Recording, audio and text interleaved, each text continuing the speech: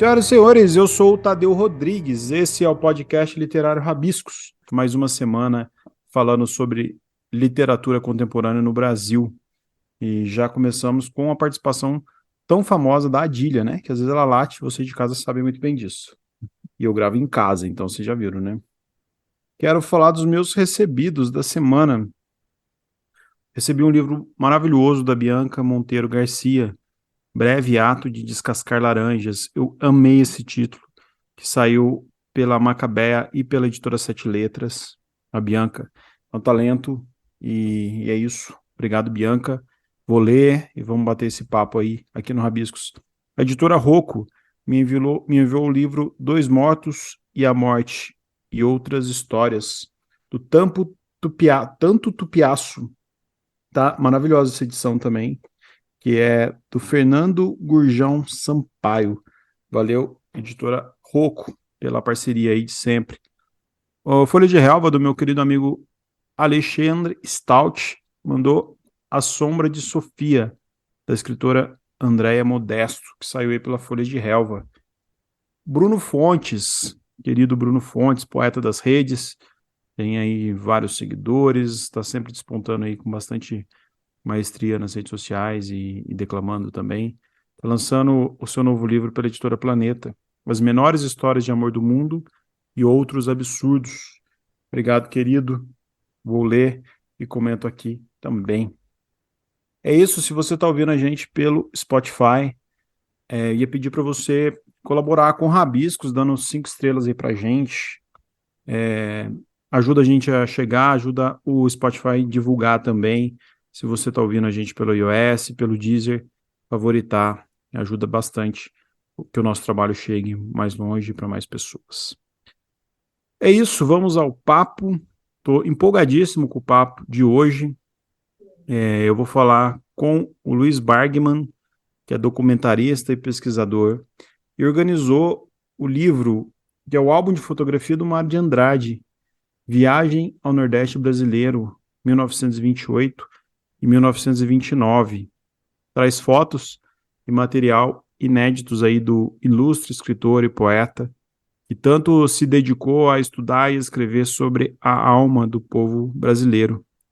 Entre os bens deixados por Mário de Andrade, grande parte foi depositado no Instituto de Estudos Brasileiros da Universidade de São Paulo, e esse grande álbum de fotografia foi montado pelo próprio escritor, um álbum antigo, com folhas grossas, papel de seda com desenhos de teia de aranha e as fotos presas por cantoneiras de papel. São 25 fotografias originais tiradas por Mário de Andrade, selecionadas e ordenadas ao gosto dele.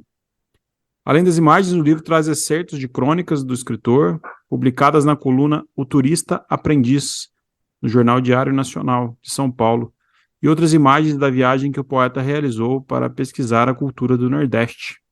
Contextualizando o material, comparece também com textos de Tele Ancona Lopes, Cristiano Mascaro, Luiz Bargman e Carlos Augusto Calil. Eu estou falando o seu nome certo, Luiz? É Bargman mesmo? Tá certo, sim, Tadeu. Ou é Bergman? Não cheguei lá, não. Seja bem-vindo, viu, Luiz? Obrigado e parabéns pelo trabalho, que ele é maravilhoso. A gente estava falando em off aqui, é um livro muito bonito mesmo, daqueles que a gente coloca para ficar em destaque na nossa casa. Seja bem-vindo ao Rabiscos. Ok, muito obrigado, Tadeu. É um prazer estar aqui compartilhando as ideias e os trabalhos que a gente realiza. Muito bom. Eu achei curioso. Primeiro, eu queria entender um pouco da onde que você tomou conhecimento desse álbum de fotografias do Mário. Como que você falou, não, eu queria juntar isso, queria lançar isso num livro, e que foge um pouco aí da praxe, né, do Mário poeta, do Mário escritor. Vem aí com uma visão muito bonita, né? Quem for conhecer o livro vai ver, mas com uma visão muito bonita de observação mesmo das lentes, né? Como que partiu essa ideia, Luiz? Então, Tadeu,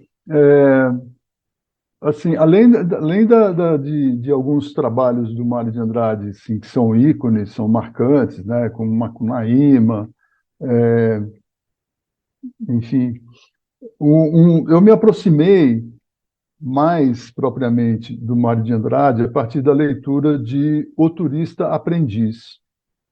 que é um trabalho dele que ele não publicou, né?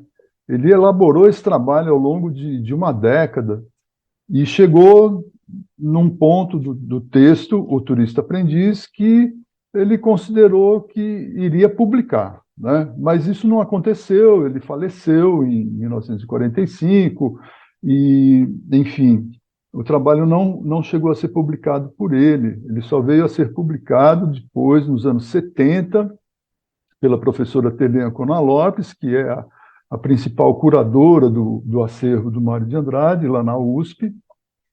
E então foi a partir da leitura do Turista Aprendiz que eu me aproximei mais propriamente da figura do Mário de Andrade, né?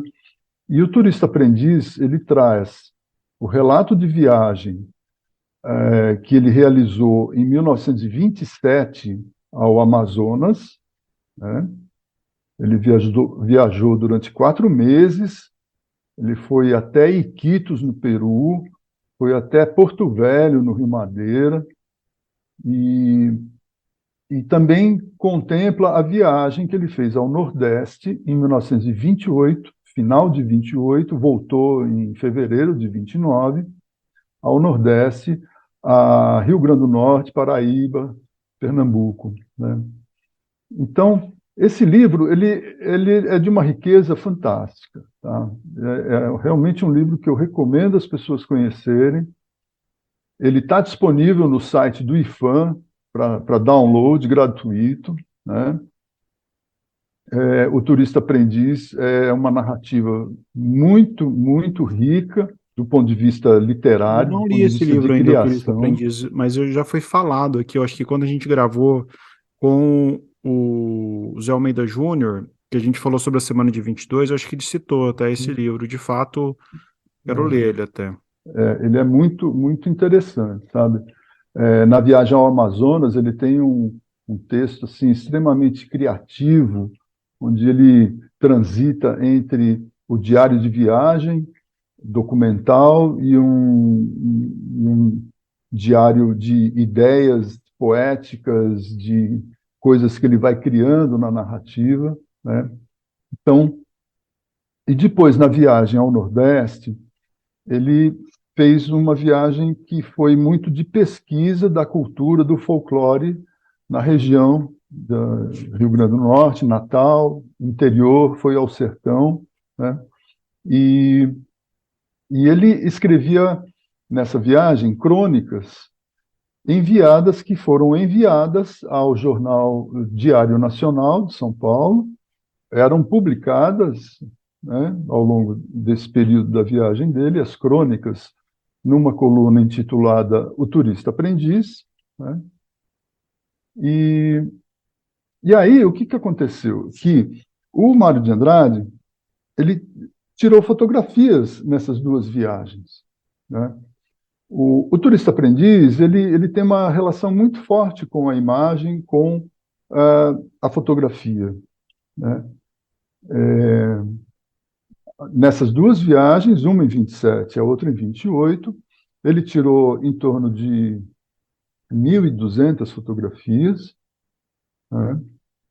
Ele, e isso, então, trouxe uma riqueza, assim, uma outra face, um outro aspecto, né, da genialidade, né, dessa pessoa, que é surpreendente, Por que que né? chamou a atenção, Luiz, a primeira vez quando você... Porque assim, eu mesmo conhecia pouco esse lado fotógrafo do Mário de Andrade, né? A gente ouve muito falar sobre ele, principalmente agora, no ano passado, foi falado muito da semana de 22, falou muito do Oswald também. O que te surpreendeu quando você conheceu o Mário de Andrade, fotógrafo, se eu posso dizer assim? Sim, eu acho que você pode dizer assim, entendeu? Acho que o mais surpreendente é no sentido criativo da fotografia, porque não se tratam de imagens, vamos dizer, que apenas retratam uma viagem, que registram locais, pessoas, não são fotografias, vamos dizer, normais, vamos dizer, elas são fotografias criativas, são fotografias que você percebe que a pessoa estava procurando explorar a linguagem fotográfica, explorando o enquadramento, explorando as situações em que ele estava vivenciando nos lugares, né? Ele estava realmente explorando a fotografia como uma forma de criação, de poética, né? Então, tem imagens que ele produziu que são realmente muito, muito impactantes. E então, acho que a primeira coisa que marca é isso. Você vê que esse cara estava fotografando com um olhar próprio, né? Ele não estava reproduzindo um modelo, ele não estava fazendo qualquer coisa apenas com uma câmera fotográfica, né? Que você Ele acha que estava realmente... o Mário de Andrade, fotógrafo, conta que o Mário de Andrade, escritor, não conta? No texto O Turista Aprendiz, né, da viagem ao Amazonas, ele realmente tem uma relação fotografia e texto que eu entendo, acredito que seja muito é, interativa. A imagem, fotografia interagindo com o texto. Textos que ele criou posteriormente, já no retorno a São Paulo. Eu entendo que ele realmente, apreciando as imagens que ele fez, ele escreveu. E ele escreveu pensando nas experiências que ele viveu, tendo a fotografia ali como um mediador, como uma referência daquele périplo que ele passou 4 meses viajando em navio pelo Amazonas, pelos rios amazônicos, né?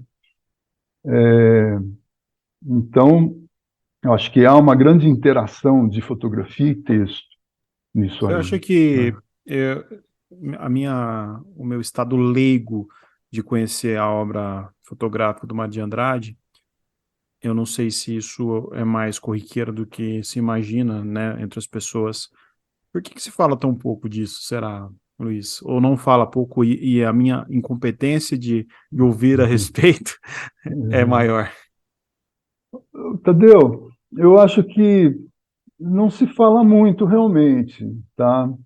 Acho que mesmo pesquisadores, pessoas mais próximas da pesquisa da obra de Mário de Andrade, pouco conhecem essa faceta, essa atividade que ele realizou durante alguns poucos anos, né?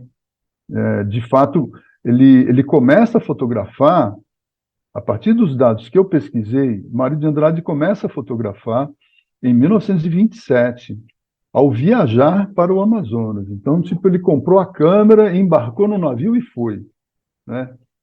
A primeira foto que ele tira é a bordo do navio, e a foto se chama Abrolhos, que é uma foto das ilhas lá de Abrolhos, no sul da Bahia, né? Uma foto muito boa, muito, muito interessante. Então, eu acho que se fala pouco da fotografia de Mário de Andrade, primeiro porque ele mostrou para pouca gente. Ele mesmo não divulgou muito, não extroverteu essa produção dele, essas imagens que ele criou, que ele produziu com a fotografia, ele não fez essa extroversão, ele não apresentou isso, né? Isso é curioso. Eu não sei se por uma timidez dele ou algum senso crítico, de autocrítica, ele não expôs, não fez esse material circular, tá? É curioso, porque tem fotografias que ele tirou, que estão lá no acervo, que está anotado o nome de uma pessoa que seria uma destinatária daquela imagem. Mas ele não mandou a fotografia, né? Isso acontece em vários casos ali. E aí, o próprio álbum de fotos que foi publicado agora nesse livro, Viagem ao Nordeste Brasileiro, é um álbum desconhecido de pesquisadores, desconhecido em geral. É um material que estava guardado no IEB, catalogado, documentado, mas que não era objeto de estudo, não era objeto de pesquisa. Estava lá, simplesmente depositado, bem conservado, em boas condições, mas é um material inédito. Então, eu me pergunto, ele mostrou esse álbum para alguém? Ele mostrava as fotografias para alguém? Não encontrei nenhuma evidência, nenhuma referência disso. Na própria família, que eu pude conversar com o sobrinho dele, que morou na casa do Mário, na Rua Lopes Chaves, na Barra Funda, esse álbum era desconhecido. Então, eu acho que o Mário de Andrade, fotógrafo, é desconhecido porque ele mesmo não extroverteu, não apresentou, não expôs as suas imagens, né? Na casa da Rua Lopes Chaves, não tinha fotografias na parede Ah, expostas. O álbum de fotos não estava sobre a mesa para as pessoas desfrutarem, né? eu queria É um material que ficou ali guardado, né? fazer esse link com o seu documentário A Casa de Mário, né? Que você fez também. Aproveitando esse gancho que você falou da casa dele, dele não mostrar esse fotógrafo, como que foi esse documentário? E você falou do turista aprendiz, né? No seu doutorado, né? Da USP. Uhum. Uhum. E isso, o antes disso, né? Quando você faz o documentário em 2013, Uhum. por que essa fascinação ou esse interesse por pesquisar e como que foi esse documentário? É, a ideia do documentário, ela também veio muito a partir da leitura do Turista Aprendiz, que foi, vamos dizer, minha porta de entrada para um envolvimento maior com o Foi a droga trabalho mais de... leve para as drogas mais pesadas. E, e é fascinante você ver a riqueza de coisas que ele tinha na casa dele. Então, a partir do Turista Aprendiz, eu comecei a conhecer o acervo do Mário de Andrade, depositado no Instituto de Estudos Brasileiros da Universidade de São Paulo, que tem todos os livros, revistas, obras de arte, quadros, as fotografias, textos originais, uma série extensa de itens, de coisas que rodeavam essa pessoa no seu ambiente familiar, no seu ambiente de vida, né, na sua casa. A casa é uma referência muito forte para as pessoas, né? O ambiente, né, do lar, o ambiente da casa é um ambiente, é um lugar muito forte para a vida da pessoa, né? E ele tinha uma quantidade de coisas assim muito extensa. Meio que a casa, ele dominava aquela casa, ocupava todos os espaços da casa com a sua biblioteca, com a sua coleção de obras de arte, que ele tinha muitos quadros, ele comprava obras de arte, de artes plásticas, né? E ia colecionando, ele era um colecionador e guardava isso na sua casa. E eu conheci a casa, porque ela existe, ela está bem conservada, ela está até passando por uma reforma que vai se expandir e se tornar um centro de cultura bastante interessante, por ser a residência de um escritor dessa importância, né? E então, conhecendo a casa dele, conhecendo esse acervo, me pareceu muito próprio juntar essas coisas e fazer um documentário a respeito, né? Um item que foi muito interessante na pesquisa de produção foi encontrar a planta original da casa, que é um documento que não estava no IEB, mas a Caramba, gente que legal. encontrou no Arquivo Municipal de São Paulo, onde se guardam os documentos, né? Plantas de residências, plantas, enfim, da década de 20, né? 1920, a gente encontrou a planta original da casa que é do Mário de Andrade, né? Então, essa riqueza se tornou um elemento motivador entre quadros, partituras. Ele tinha uma coleção de partituras, de discos, uma riqueza muito grande que motivou a ideia do documentário, tá? E de certa forma a gente aprofunda no escritor, né? Porque quando você admira um clássico, né, como Mário de Andrade, ou a turma da época, ou até mesmo antes, Machado de Assis, que seja, você que quer saber mais, hoje em dia a gente tem tanto acesso a todo mundo, né? A gente tem tanto acesso aos escritores, é uma forma de entender talvez até melhor as obras deles, né? Hoje, por Uhum. exemplo, a gente não consegue ter acesso a todos os clássicos, à vida, ao cotidiano, mas os escritores contemporâneos hoje a gente conversa com eles. Você lê um livro hoje, você consegue conversar com alguém. E esse resgate que você fez, tanto pelo documentário quanto pelo livro, eu acredito que, de certa forma, afaga um pouco esse romper de barreiras literárias e entrar no universo pessoal também do Mário de Andrade, né? Uhum. Porque as pessoas não param de falar dos clássicos e tá em voga o tempo todo e a gente está buscando eles também, né?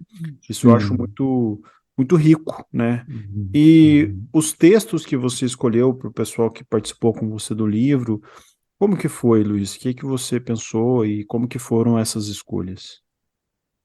É, a partir do álbum de fotografias que o Mário montou, que ele selecionou 25 imagens, colocou elas numa certa disposição que ele escolheu, a primeira, a segunda, até a última imagem. Então, essa sequência de fotografias, a montagem do álbum, o fato do álbum não ter nenhuma anotação, não tinha legenda, data, né? Era um álbum só com as fotografias, é, que não estão em ordem cronológica da viagem, não apresentam uma sequência que você pudesse atribuir algum sentido, alguma lógica de, ele fotografou arquitetura, depois ele fotografou festas, depois... É uma montagem que ele fez na cabeça dele, né? Então, isso é um ponto de interesse, assim, qual o sentido desse álbum? Por que ele montou? Por que ele escolheu essa ordenação das imagens, né? Enfim, não sei, né? Ele não respondeu isso. Eles Mas, falam que quando você conhece de muito perto as pessoas, você deixa de admirá-las, né? Nesse caso, parece que pode ser o contrário, né, não? eu acho que o não falar aí motivou mais admiração, assim. Mas aí o que veio, vamos dizer, socorrer essa situação ou dar mais embasamento para essa situação de ter apenas 25 imagens, sem um sentido colocado nelas, foi que nós temos as outras imagens que ele fez, tá? Então, a primeira imagem do álbum, que é uma casa, na verdade, a intendência, que era a prefeitura daquele município que ele visitou lá perto de Natal, a primeira imagem, ele tirou essa foto, ele, ele tirou essa foto e tirou mais 5 fotos dessa mesma casa, né? É, outras fotografias também você tem essa situação. Você tem uma foto e outras 3 ou 4 relacionadas àquele momento que ele tirou a foto. Outro ângulo, uma situação próxima ali. Então, isso veio de encontro a, vamos contextualizar o momento da fotografia. Aí a gente colocou outras fotografias relacionadas à principal, né? Que é a foto que ele escolheu. A gente colocou algumas fotos coadjuvantes, relacionadas à principal, né? E o outro elemento que foi muito interessante é buscar nas crônicas que ele escreveu e que mandava para serem publicadas, buscar alguns trechos referentes ao momento da fotografia ou próximos. Essa relação não é tão direta, né? Nessa primeira fotografia da intendência de São José do Mipibu, né, que era antiga casa de Câmara e Cadeia, ele cita, passamos em São José do Mipibu, a casa não sei o quê, até um comentário bastante interessante que ele faz, né? Ele fala que a casa tem ares modernistas. né, na sua arquitetura, né? É, então, eu procurei outros trechos das crônicas do texto dele que se relacionassem ao momento da fotografia e dessa forma, então, criar entre imagens coadjuvantes, que a gente colocou como as da gaveta, né, e trechos das crônicas, fazer esse álbum ampliado, fazer esse álbum com um pano de fundo, um contexto para as pessoas, então, verem e pensarem em que sentido tem esse trabalho, né? E acrescentamos pequenos textos assim para situar o momento da viagem, sabe? Uhum. Ele foi para Natal, ficou hospedado com o Luiz da Câmara Cascudo. Depois ele foi para o sertão com o Câmara Cascudo e um outro companheiro, e fizeram uma viagem de 5 dias pelo sertão do Rio Grande do Norte e da Paraíba em 1928. Isso não é pouca coisa, tá? O cangaço, o lampião, estava correndo solto por lá. Ele relata nos textos que em vários momentos o pessoal se escondia, ficava com medo, o que era aquilo, e que tinha muita história mesmo de cangaço nas proximidades, né? Eles fizeram essa viagem aí de 1.000 e tantos quilômetros, e fotografando e escrevendo as crônicas, né? Então a gente juntou, além das 25 fotos, outras fotos e outros para dar um arcabouço, para dar um panorama do contexto da viagem, né? Ô Luiz, você que trabalhou por muitos anos na USP, ajudando na parte de produção de vídeo, né, de documentário, junto com a Faculdade de Arquitetura e Urbanismo, produção de Uhum, vídeo, e você passou por gerações, né, isso é da década de 80, anos uhum, 90, anos 2000, e uhum, você encontra um compêndio do Mário de Andrade e publica ele, traz ele à luz em 2023. Uma pergunta mais pessoal agora. Como que você vê essa transição toda das linguagens fotográficas, das linguagens cinematográficas, passando por essas gerações, né? Você que vivenciou tantos momentos diferentes do mundo, assim, como que você vê isso? uhum, uhum. É, acho que eu passei por momentos, né, assim, dentro do meu percurso de trabalho, que ora mais animado, ora desanimado, ora animado, né? Teve as curvas ascendente e descendente, né? Eu acho que existiram, teve uma fase que o vídeo começou a bombar, a ter mais interesse, a ter mais pessoas querendo fazer, né? E depois isso começou a cair. Acho que com a chegada da internet houve uma dispersão desse interesse. Antes da internet, que é um panorama que muita gente não conhece, enfim, você tinha uma produção de fotografia, de cinema, de vídeo, né?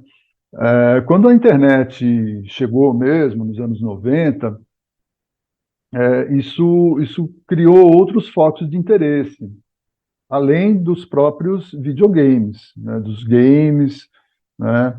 Que foram uma outra coisa que atraiu também bastante interesse da moçada, né? Mas depois, com o passar do tempo, a gente percebe que muita gente voltou a se interessar pelo vídeo propriamente dito, de fazer documentários, né? O documentário teve um crescimento muito grande, né, de produção, de interesse, que há tempos atrás era um material que não era tão atrativo para as pessoas, quanto fazer cinema era sempre ficção, fazer e o documentário era um gênero menor, né? Mas isso se reverteu totalmente, né? Isso já não acontece tanto. O documentário é um filão riquíssimo para ser explorado, né?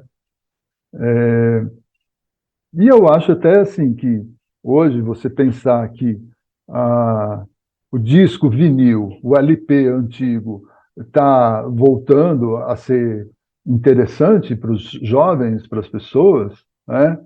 Você vê também que a fotografia analógica, que usava filme, de película, que precisa ser revelada, que passa por um processo, né, analógico de produção da imagem, também tem muita gente interessada, né?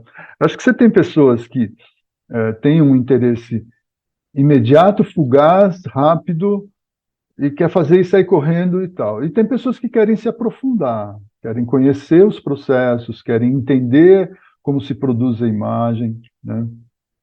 E isso demanda outros processos, que tantos podem ser digitais, mas que também podem ser analógicos, né?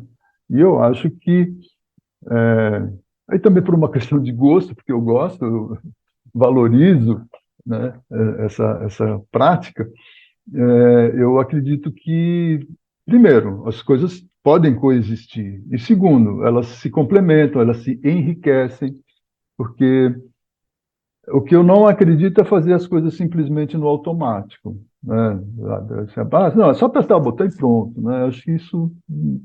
Eu acho que o ato e a reflexão andam juntos, Um né? exercício de imaginação aqui, se o Mário de Andrade vivesse em nossos tempos, com internet e com essa tecnologia toda, como você acha que ele sairia como fotógrafo? Seria mais corajoso? E como escritor, você que conhece tanto o texto dele quanto a imagem dele. Olha, vamos dizer, dando asas à imaginação e à liberdade, né, que a imaginação permite, né? Você tem hoje, eu acho que uma situação justamente de extroversão, de compartilhamento muito, muito intensa, né?